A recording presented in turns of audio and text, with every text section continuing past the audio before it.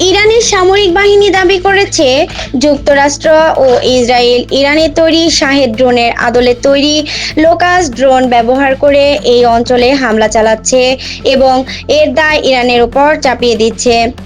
ইরানি গণমাধ্যম আইআরআইবিতে প্রকাশিত এক বিবৃতিতে ইরানের খাতাম আল আম্বিয়ার সদর দফতর অভিযোগ করেছে, সাম্প্রতিক দিনগুলোতে তুরস্ক, কুয়েত এবং ইরাকের মতো প্রতিবেশী ও বন্ধুপ্রতিম দেশগুলোর বিভিন্ন কেন্দ্রে চালানো বর্বরচিত হামলা এবং এসব হামলার দায় ইরানি সশস্ত্র বাহিনীর উপর চাপানো এক প্রকৃষ্ট উদাহরণ।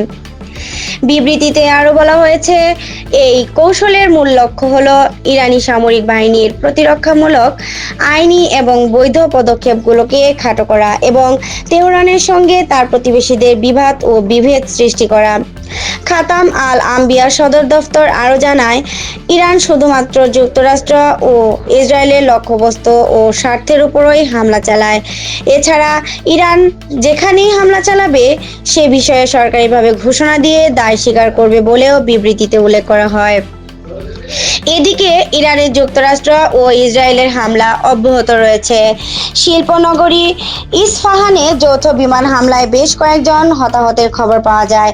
এই সময়ে তেহরানে আরেক হামলার ইরানের খাতাম আল আনাবিয়া জরুরি কমান্ডের গোয়েন্দা শাখার দুই জ্যেষ্ঠ কর্মকর্তা আবদুল্লাহ জালালি নাসাব ও আমির শরিয়াত নিহত হয়েছেন বলে দাবি করেছে নেতানিয়াহু বাহিনী। অন্যদিকে মধ্যপ্রাচ্যের বিভিন্ন দেশে অবস্থিত মার্কিন ঘাঁটি লক্ষ্য করে 50তম ধাপের অভিযান চালানোর কথা জানিয়েছে আইআরজিসি। সংঘাতের প্রভাব ছড়িয়ে পড়েছে উপসাগরীয় অঞ্চলেও। কুয়েতের আহমদ আল জাবের বিমান ঘাঁটির কাছে দুটি ক্ষেপণাস্ত্র আঘাত করে হামলা চালানো হয় দেশটির বিমানবন্দরেও। একই সময়ে বাগদাদে মার্কিন দূতাবাসে দুটি ড্রোন আঘাত হেনেছে বলে জানায় নিরাপত্তা সূত্র।